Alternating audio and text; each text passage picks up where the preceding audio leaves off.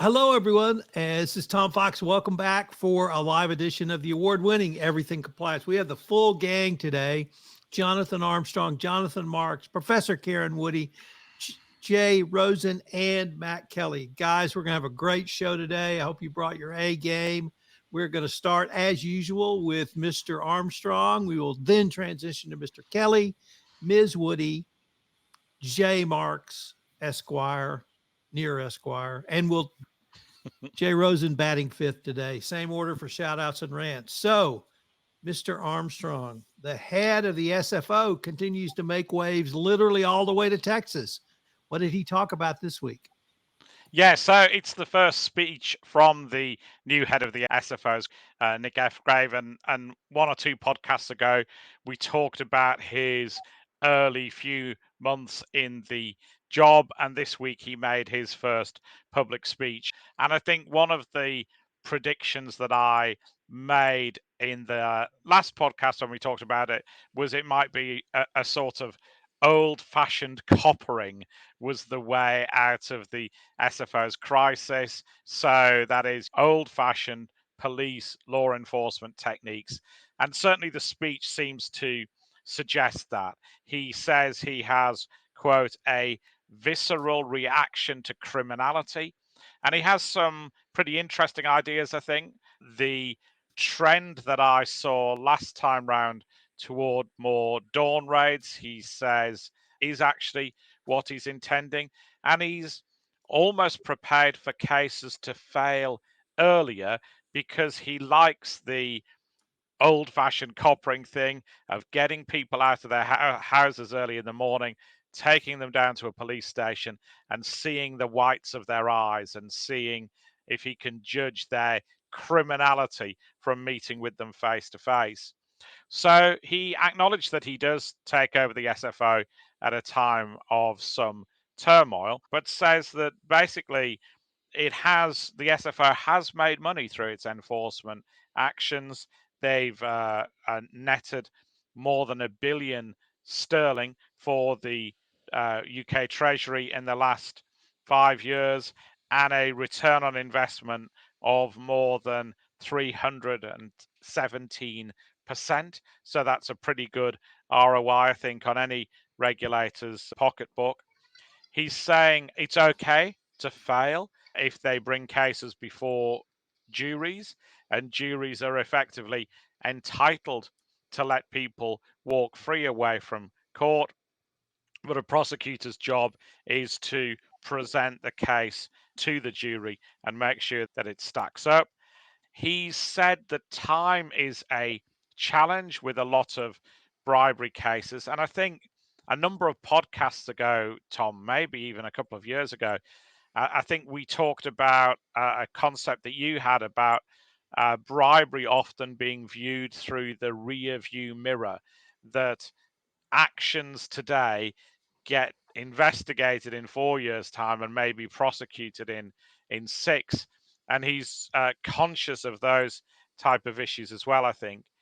He's proposing to invest in technology. That bit of the speech, if I'm being frank, was perhaps a little uninspiring. We've had previous directors say that technology is the answer to staffing issues. He's talking about technology assisted review. That's obviously been around for a long time now. We've had investment in software, not by the last director, but the director before that. So obviously, there's got to be more technology as part of the mix. And he also talked about cooperation as a theme amongst law enforcement. He talked about the Axiom Ince dawn raids that we talked about a podcast or so ago, and how they'd used police, particularly, to go and break down doors, to give them police stations to interview people in, etc. And I guess that with his former police background, we can expect more of that. But the really radical thing I think about the speech is looking at whistleblower bounties. In the UK, the Serious Fraud Office do not pay ransoms, have never paid ransoms, don't have the statutory power to. We have the UK authorities have dabbled with whistleblower bounties for antitrust competition law cases. So the Competition and Markets Authority does have the power to pay a ransom, to pay a bounty to whistleblowers. That's capped at £250,000, and that's only recently increased. The cap was £100,000. So by US standards, absolute chicken feed in terms of amounts. But F. Grave is saying that in the US, 86% of DOJ settlements and judgments are based on a report from a whistleblower. And he says since 2012, 700 UK based whistleblowers have engaged with US law enforcement. And his assumption, I think, is that they engage with the US authorities, not the UK authorities, because they're chasing the dollar, because the US authorities will split awards with whistleblowers.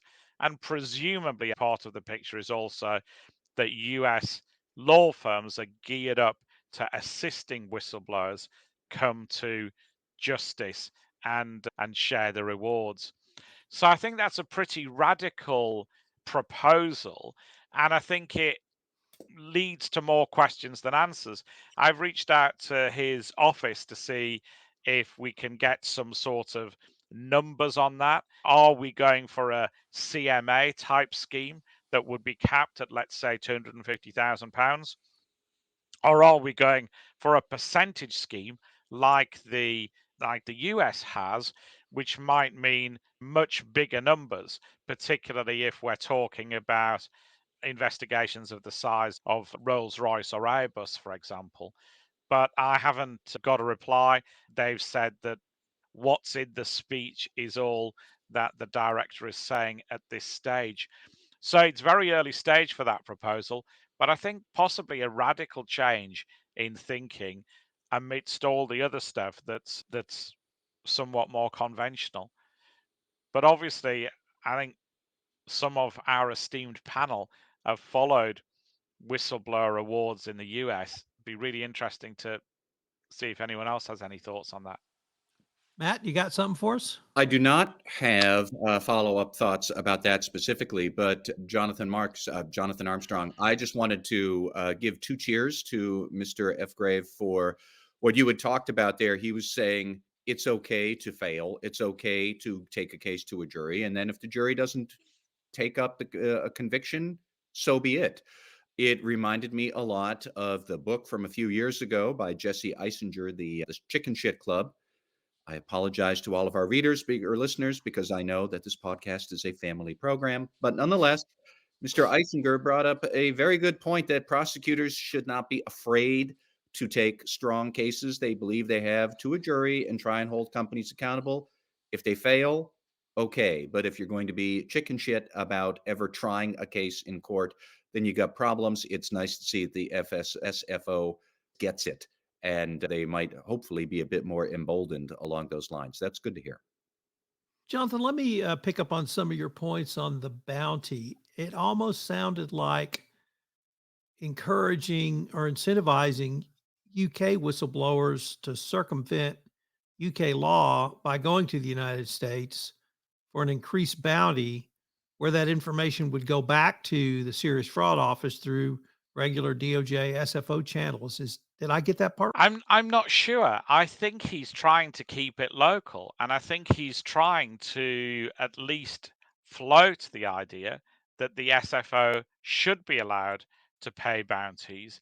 I mean, obviously, we've had these conflicts with the US authorities where they've almost been fighting over cases, and we've had some unseemly trade-offs, if you like, between the US and the UK. And we know of that in part because of the employment tribunal case that the SFO was involved with, which put some of those issues in the public domain. I don't know whether this is encouraging people to go to the US. My perception is it's the opposite. My perception is that he's wanting to say we should be able to incentivize whistleblowers as well. And if we did, some of those 700 that made cross-channel telephone calls would have dialed local instead. All very interesting. Matt Kelly, could you explain to our audience what the DFS is and why they have caught your interest over the past week or so? I can, yes. We are going to pivot to artificial intelligence because the New York Department of Financial Services, DFS, which, as you might guess, is the state regulator for New York that has broad domain over any financial services firm, or really any firm at all that offers financial services to New York residents. It has proposed new guidance for artificial intelligence governance in the insurance sector.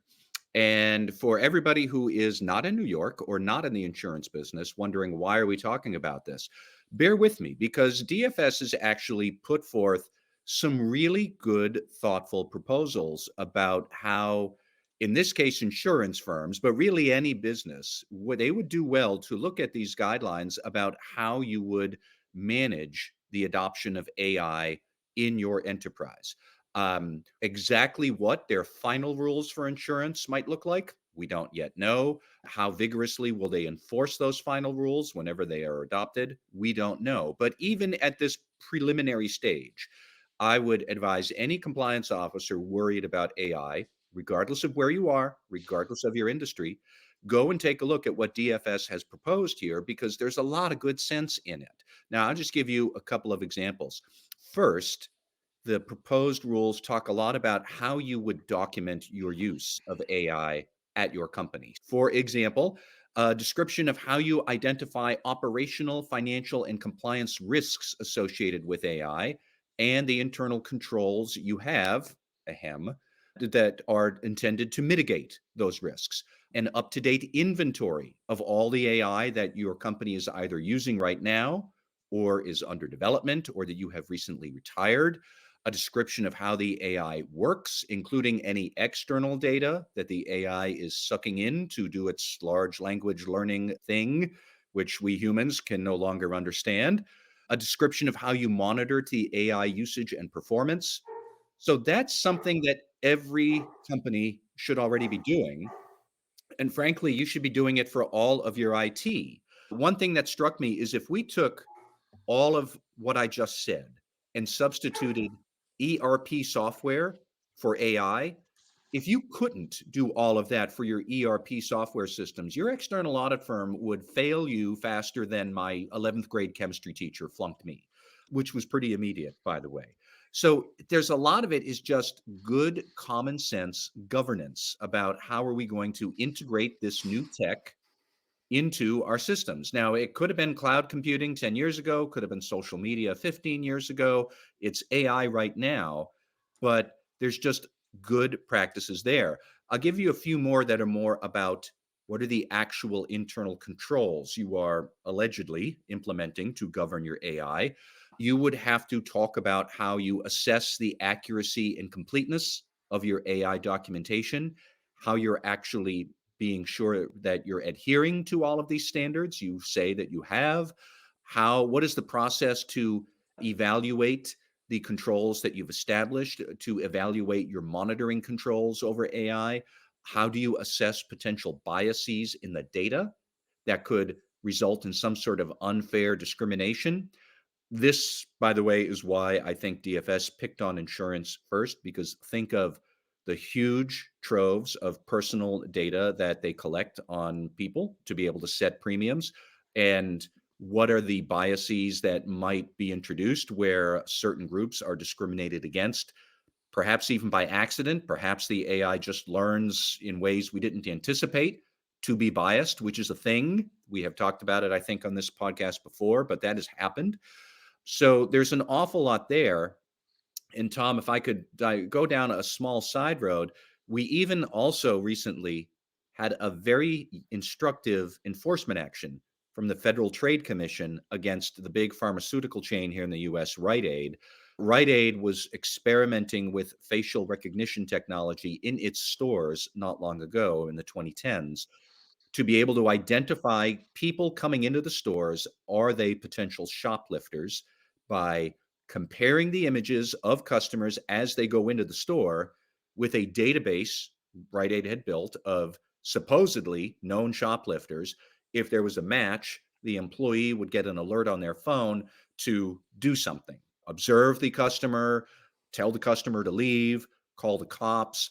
That is an intriguing idea in theory. According to the Federal Trade Commission, it was not executed well. They did not have controls over the quality of the images in their shoplifter database.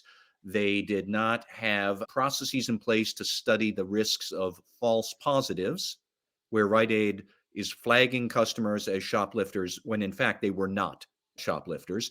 But employees would then, because there was insufficient training about this, go and harass these innocent customers anyways. Now, for the record, Rite Aid says this is wildly overblown. I do not think they agreed with a lot of the FTC's findings, although they did agree to a ban on using this facial recognition technology, I think for 5 years. But nonetheless, what struck me was that, okay, poor technical controls over your data, poor monitoring of the output of the system, poor employee training. We could talk about that. We have talked about that for all sorts of compliance and IT risks for years. And it happens to be about AI right now. But it does show that a lot of the regulatory enforcement companies might face over AI, we're not waiting around for AI specific regulations to be dreamed up and go into effect. There are a lot of ways your use of AI, if you don't do it wisely, per those good ideas from DFS, you could have regulatory enforcement right now, today, with existing regulations. I think none of that is going to change. And none of it needs to wait on all of these AI regulations that allegedly are going to come sometime soon out of Europe, out of the Biden administration, out of thin air. A lot of it, you should already be tackling this because it's good block and tackle IT governance that you need to be doing. Mr. Armstrong, do you have a comment, question, or other for Matt? He, as we say in the UK. I think you're absolutely right. We don't need to necessarily wait. The EI Act in the EU is still around 2 years ago, 2 years to go, although we made quite a bit more progress in the last 10 days or so. But we've had a good case out of Italy from the Garante, the Italian Data Protection Authority, that sounds very similar to your Rite Aid case. It involves a local authority in Italy that was effectively building a proof of concept to do good things like protect synagogues and places of worship against attacks, but went about it in the wrong way. And there's some interesting lessons from that investigation and that fine. And maybe it's for a wider discussion on another day. But this whole process that you talked about, in Europe, you'd have to do a data protection impact assessment. You'd have to look at the whole process, look at the risks, and look at the mitigating factors. Is super important, and the obligations to comply are now. And it's always particularly important with things like proof of concept, which I know quite a lot of people are doing, or installing technology that comes in from other people. You're still going to have to do that risk assessment. You want to do that DPIA framework. And just on another topic, literally as I was speaking, the SFO announced another investigation. So they've charged 2 senior managers at Petrofac. So it looks like this trend of increased enforcement is ongoing, even the director being rude enough to do stuff whilst we were speaking about it on this podcast, or flattering enough to do it. Karen Woody, you directed us to a upcoming trial, and I hope I get this name right, Panuwat, and it involves shadow insider trading. So we're going to get to go down a double rabbit hole. Could you explain the background of the case, what shadow insider trading is, and the significance of this prosecution? Yeah, I was looking back over our previous podcasts and realized we've never touched on this, despite this being something that is top of mind for now over 2 years. This is a really interesting case that the SEC is bringing on a novel theory of insider trading, and it is going to trial next week. That's why I was jumped to mind as something to talk about on today's podcast. but it's been percolating in the Northern District of California since August 2021 is when the SEC filed this. And the thing that's interesting about this, and the reason this is a novel theory, is that the gist of what happened here is a guy named Matthew Panuwat, who works for a sort of smaller biopharmaceutical company called Medivation.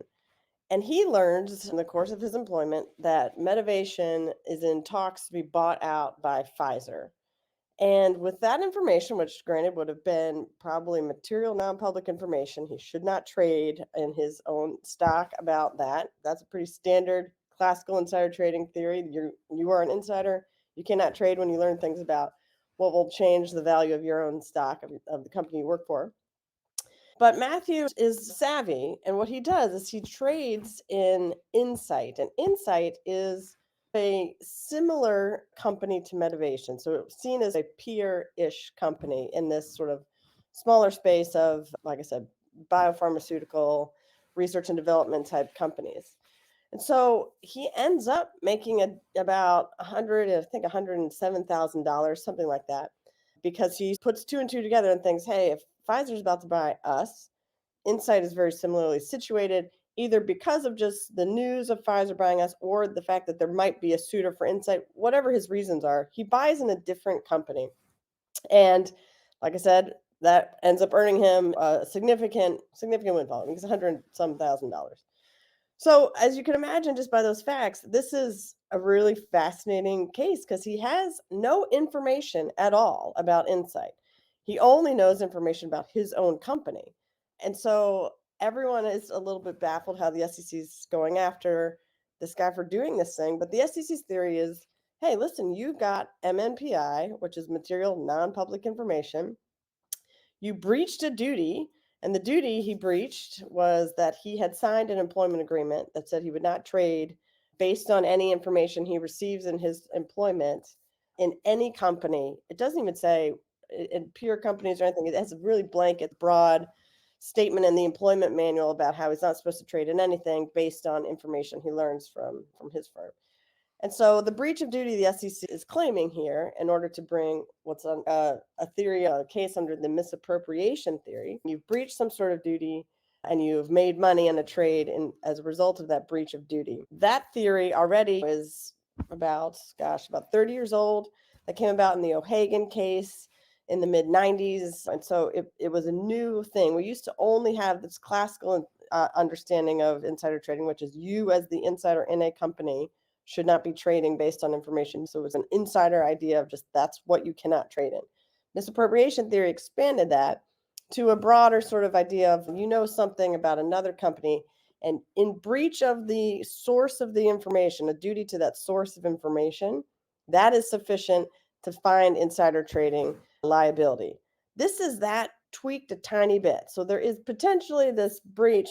The tweak here is that the information he learns isn't anything to do with this other company. The novel idea about this case is that sort of almost analysis, this sort of additional step that he is trading in a different company without any necessarily information about that other company. And the SEC's theory is that these companies are economically linked in such a significant way that is sufficient to basically have been inside information effectively almost in Insight. So this is, like I say, the first time the SEC is moving forward with this idea of shadow trading, meaning I know about this, and then the Insight being the shadow company that's going to follow the information about Medivation. That is what is the problem here. And so last January 2022, the SEC won the denial of the motion to dismiss. Panuwat moved to dismiss, saying this is not actually illegal. I'm putting maybe some analysis together, or not. I'm just trading an Insight. That happens in January, and then just in this past November, late November, the court denied his motion for summary judgment as well. So we are going to trial next week. And so it's interesting, and even just this denial of summary judgment had some really important holdings, meaning that, of course, this was material information. Panuwat argued that it wasn't non-public, that this wasn't yet an acquisition that had been finalized, and that maybe the fact that they were in talks wasn't necessarily completely private information. But the big one was about whether or not this is a breach of duty. I do think the SEC has a slam dunk on this idea that he had signed an insider trading policy that said he wouldn't trade in any other publicly traded company. That's a pretty big problem. But the court went further and said there's a couple other duties here that were sufficient to find a breach. And one was just a general confidential information for anything regarding your business and your employment at Medivation. That should have been considered confidential. But then finally, the one that I think is going to get the most traction is the SEC argued that he has just a general duty through this sort of idea of agency principles, just idea that you should not have used anything for, it's basically what the gist of shadow trading, I think, allegations will turn on going forward, even in the absence of some of these employment policies not to trade.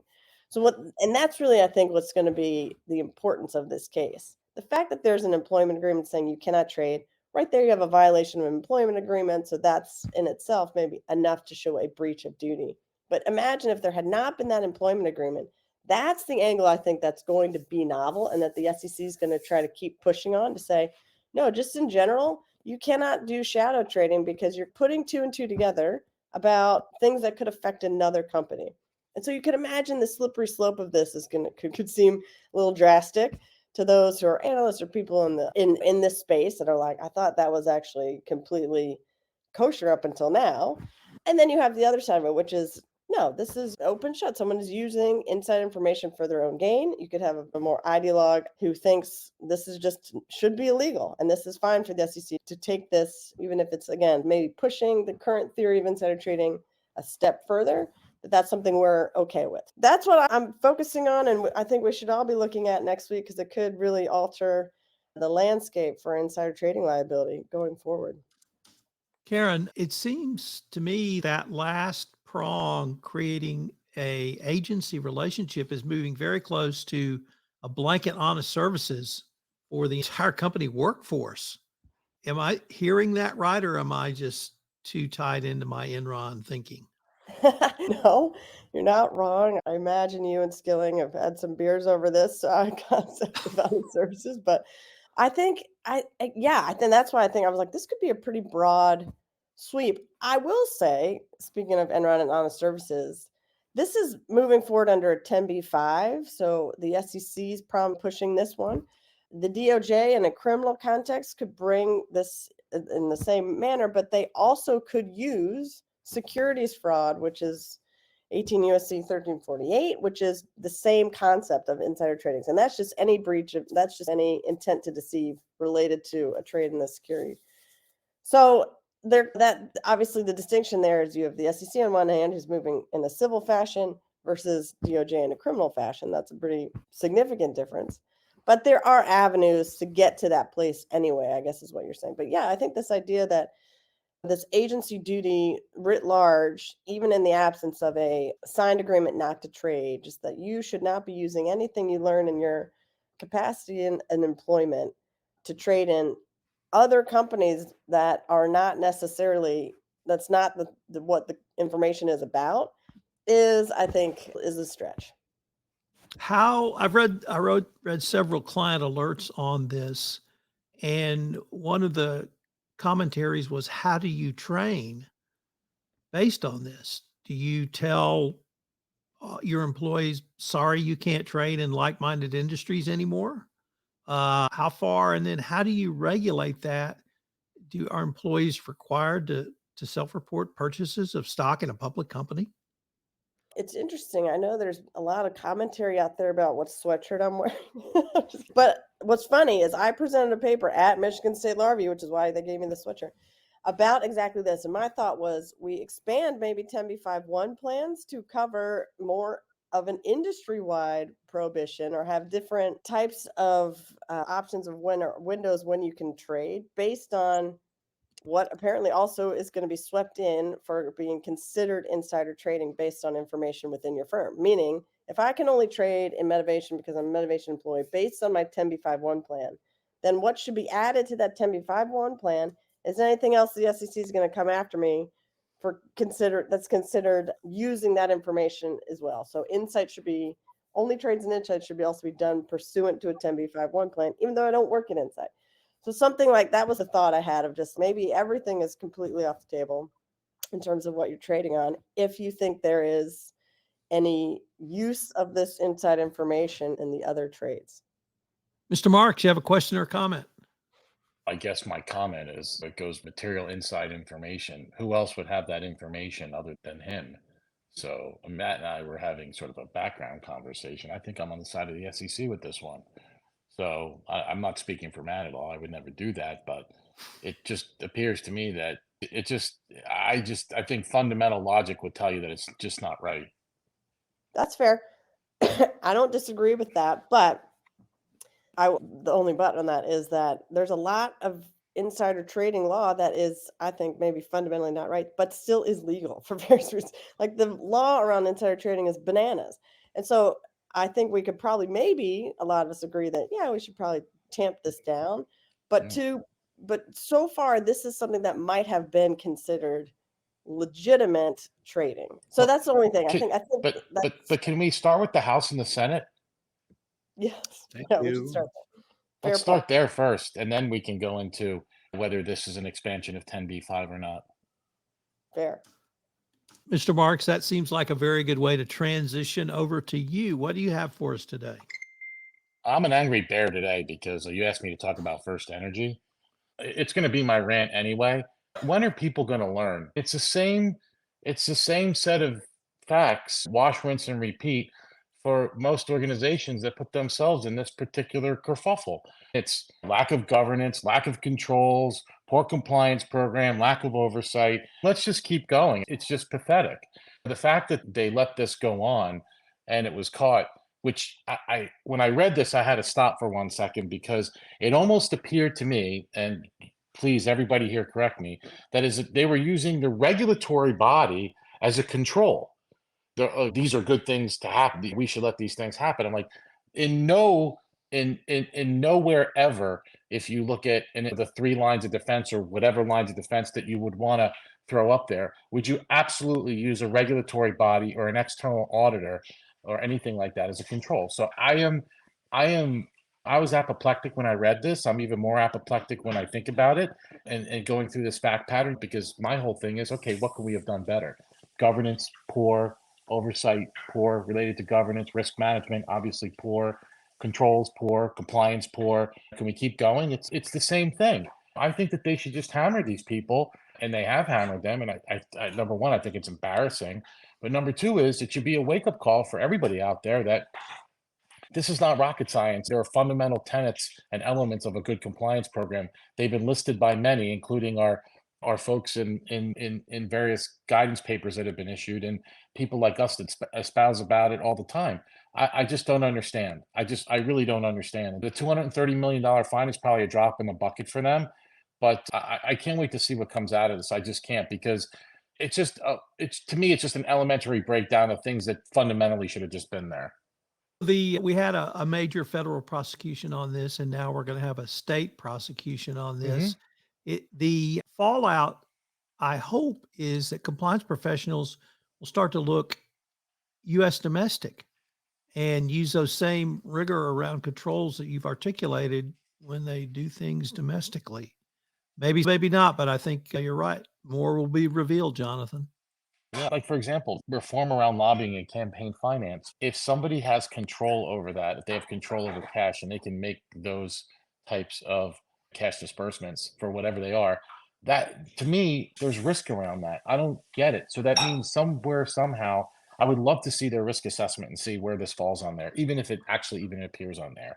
We all talked about governance, risk, and compliance being a waterfall concept. At least that's my phraseology about this. And you have to have a good risk assessment, which basically drives compliance. I would love to see theirs. I would, even if I don't even know if it exists, but I would love to see it and see what it says.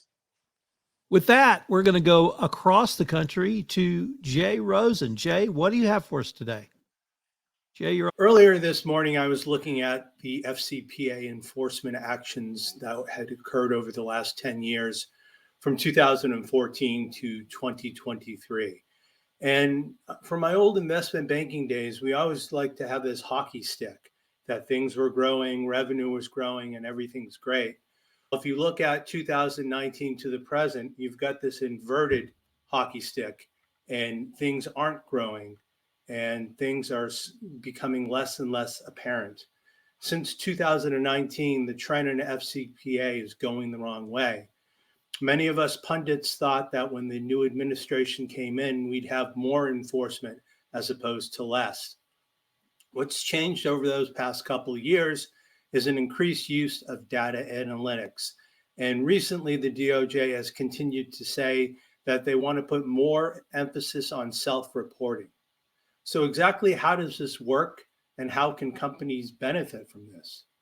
Over the past 2 years, we've seen the increase of data analytics. And if the DOJ can leverage this data to bring on new matters, it certainly would expect companies to have better data, number one, and number two, to use it to their own benefits. Now, I'm going to go a little bit old school filming movie reference to you. We're looking at a movie called Working Girl with Melanie Griffith, and she played a secretary named Tess who's trying to make it in the big world of M&A. And one day she's on the train and she's riding and she looks at her newspaper and she sees an ad for a radio station. And she says, Trask radio. So let's put these two disparate things together like peanut butter and chocolate and make a Reese's cup. So I'm going to take a look at monitors and data analytics. And quite often when you have a deferred prosecution or non-prosecution agreement, you get assigned a monitor and the company goes along kicking and screaming for the next 24 to 36 months. What happens if a company brings on a proactive monitor? This would be almost the same as the reactive monitor, but the company would maintain leverage and control by having engaged the monitor. So how does it work? Companies now have a plethora of data to parse and to leverage, and they can use this data for very good insights and for information to self-report or not. Previously, the DOJ has expected companies to deliver an investigation in a nice box wrapped with a bow. This expectation is now furthered by DOJ to strongly encourage companies to give another present by skipping the investigation and going straight to self-reporting. So now this brings us to the concept of being your own monitor. Just as a reactive monitor comes into a company and utilizes internal data to derive a baseline assessment, this same mechanism can be used on a proactive basis. You can leverage your internal ethics and compliance resources, or you could use a fractional monitor that would come on site from 2 to 6 days a month or full time if the company has the appetite and the budget. But just like Melanie Griffith's character Tess discovers how Trask and radio could be a winning combination, the same thing could be said about internal data and analytics and being your own monitor. So Jay, how would a company go about bringing in or talking to a third party on that? Do you call EY? Do you call Jonathan Marks? What do you do? I'm sure everyone on this call could be helpful. What you need to do is to take a look at how you're set up internally. Sometimes there is a case that can be made for having somebody who's removed from the process. So if you come in with an outside perspective, you might be willing to dig a little deeper and find something that may require further investigation. But if your organization has a mature ethics and compliance program and you have the headcount and the staff on hand, you can do that. The one thing that you're going to worry about is the objectivity. So that's why I'm thinking what might be a nice compromise by the two is working with somebody on a fractional basis. So you don't have the headcount. So you have a little bit of an omniscient point of view. But either way, it could work from the fractional perspective or having somebody on staff to do the work. All right. Mr. Marks is now straight with us again. So we are going to move on to fan favorites, shout outs and rants. We'll take the same order. Mr. Armstrong, what do you got? I've got a bit of a rant. It's somebody that I've been following professionally for about 15, 16 years. I want to say it slowly. Julian Assange is not a journalist. We've got the extradition hearing coming up next week. there are, I think, 45 people have tried to look at the effect of extradition on the erosion of journalistic freedoms. But to my extent, from my perspective, it's not. It's simply irrelevant. He's doesn't pass the threshold of being a journalist. He's been a computer programmer. He's been an assistant at raves. He's been a hacker. He's been a criminal. He's been a criminal who pleaded guilty in court and then said to the judge on sentencing, "A great misjustice has been done." He's been an IT consultant. He's been many things to many people, but in my view, he's never been a journalist. The court shouldn't treat him as such. Matt Kelly. First, let me just add on with Jonathan Armstrong. I agree. Julian Assange is not a journalist. I have known many over the years. They don't do those kind of things that he does.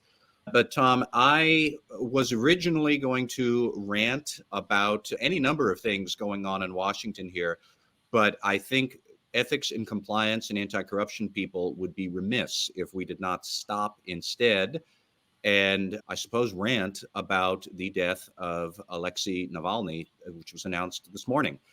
Alexei Navalny was Vladimir Putin's most outspoken critic, and apparently he has died this morning, so say Russian authorities. They have not been entirely forthcoming, in my opinion, on exactly how he died. They just said he felt dizzy after a walk and then died quickly. I think anybody who believes that he died because of some sort of illness or medical condition that came about naturally, you are kidding yourselves. He seemed in good spirits and in good health as recently as a week ago, I think it was. He was last seen, and now he's dead at the hands of a regime that has had no compunction about killing many of its critics. And let's be honest, we ethics and compliance officials here in the West who talk about it in a corporate stance, we are cheerleaders for good anti-corruption, and I think what we do is important, but what we do is the sacrifices we make and the arguments we make are a faint candle compared to the guts that it takes for true anti-corruption leaders like Mr. Navalny. He was 47 years old. He has a young son. I should give a shout out to his wife, Yulia, who apparently this morning, after learning about her husband's death, continued to appear at the Munich Security Conference, which is happening right now. And I also think anybody who thinks the timing of this death is a coincidence, again, you are delusional. Putin is trying to send a message to his people, give up, I'm here to stay. He's trying to send a message to the rest of the world, give up, I'm here to stay. And so for somebody like Mrs. Navalny, I believe Navalnya, if I am pronouncing the Russian correctly, she deserves enormous applause for her strength at this difficult time. And the rest of us owe a debt of thanks and admiration for Navalny, who is he was a paragon of anti-corruption in a very corrupt place. And what he did was just an amazing feat. It's a shame that he's gone. Karen Woody. It's hard to follow that. I second that as well. I also have a bit of a rant. I don't even know how to start or begin it, and surprising that we don't have this rant nearly every week, but I have a rant about the absolutely ridiculous gun culture that exists in this country that results in people who are attending just a parade to celebrate their home team winning a Super Bowl, and still people end up being shot at something like that. It's the story never ends. It feels like that everything that we try to get some amount of joy that you can take your kids to ends up being something that is dangerous. And I hope I'm speaking for the majority of this country. We're just tired of it. But yeah, that's my rant. Most people would like me on mute, but I guess you guys don't. But so anyway, Karen, you stole my rant for this week. We live in a society these days where you can't even go to and celebrate your home team winning a Super Bowl parade. It's become pretty pathetic. Almost like what I talked about with FirstEnergy and all the failures that happened there. I think this wash, rinse, and repeat mentality and this attitude that we live, that everything is okay, it just isn't. And if you can go back to what we talked about with this insider trading case or anything else, fundamental logic would hopefully prevail here for the good of the order that most people should not be walking around with a weapon. Fundamental logic would tell you that most organizations should have good corporate governance and sound internal controls that absolutely make sense and have board members that are there to monitor and provide strategic guidance, but it just isn't happening. So I don't know whether we live in a society that at this point is just eroding from the inside out, but it's just disturbing. And I really don't know what more to say, but I had the same rant as you did with regards to people walking around with weapons or firing weapons in public crowds and things like that, or not being able to go outside. I would hope that we not living in a world of fear. I certainly don't operate like that, and I don't want my kids to have an environment like that either. So something needs to be done, and something needs to be done quickly, not only with guns, but corporate governance, because it's just pathetic. All right, I've got a couple media recommendations. I think they fall more on raves than rants. My wife and I have become addicted to this show on Netflix called Love on the Spectrum, looking at people on the autism spectrum and how they fall in love. I don't know if there's a message that she's trying to tell me that we watch that together. But the second thing, I heard a great interview yesterday with former Senator Bill Bradley. He's talking about a new solo documentary called Riding Along. And if you're interested, there's about a 1 hour podcast with him and Preet Bharara on Ask Preet. So those are my media recommendations for the weekend. I'm going to have a shout out, hopefully a little bit lighter than some of the commentary. And I'm going to shout out to Ben Affleck. He had perhaps the most inane Super Bowl commercial ever. But when you see the entire video that's posted on Twitter of his preparation for said video, it all becomes clear. To not only have that self-awareness of your limitations structurally, emotionally, physically, and musically, I thought was priceless. And I hope Dunkin' Donuts sells a ton of his merch. So Ben Affleck, great job with your Super Bowl commercial. I'm a Dunkin' man myself. Guys and gal, thank you very much. Great episode. I can't wait till we can get back together.